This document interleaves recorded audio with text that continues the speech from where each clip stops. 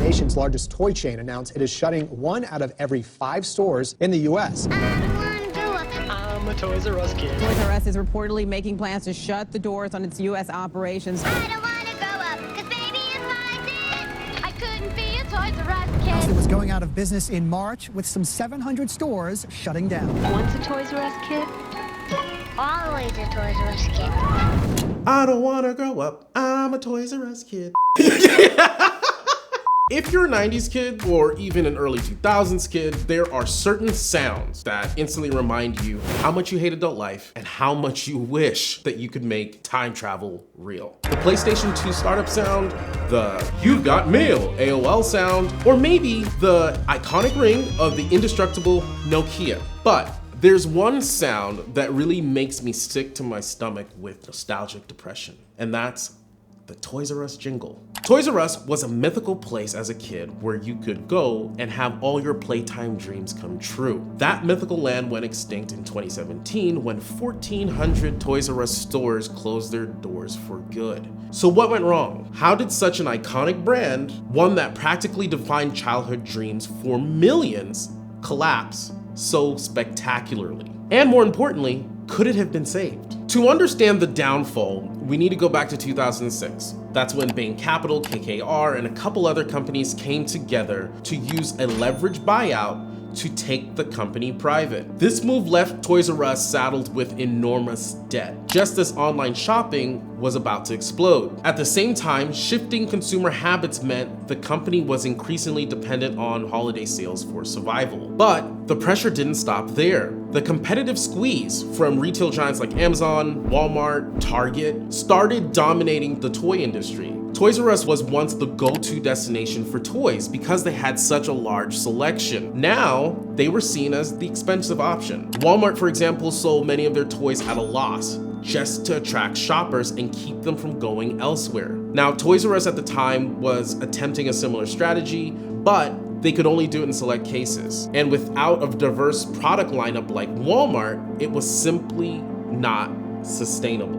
This snowball effect kept growing, and by 2015, Toys R Us was drowning in over $4 billion of debt. Now, the final breaking point came in 2017 when, during the holiday season, a leaked rumor about the company restructuring its loans sent all of the suppliers into panic, and it led to them demanding upfront payment for merchandise, which meant that Toys R Us would have to pay for everything that they were going to sell ahead of time. Without the financial cushion to meet these demands, the company crumbled. But here's the kicker. Toys R Us is still thriving in Europe and Asia. While the US stores faded into memory, kids in other parts of the world are still experiencing the magic of a toy store paradise. They even remixed the jingle. I don't wanna grow up, I'm a Toys R Us kid. And meanwhile in the US,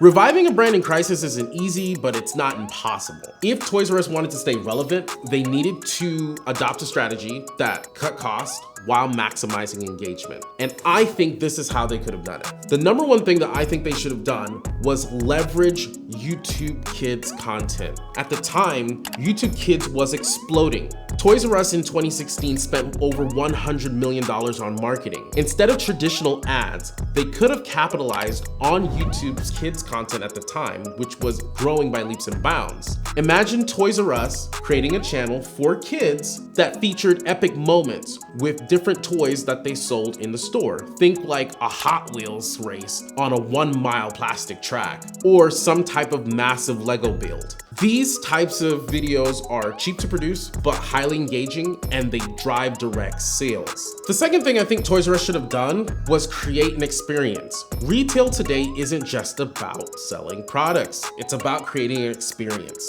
What if Toys R Us turned their stores into destinations?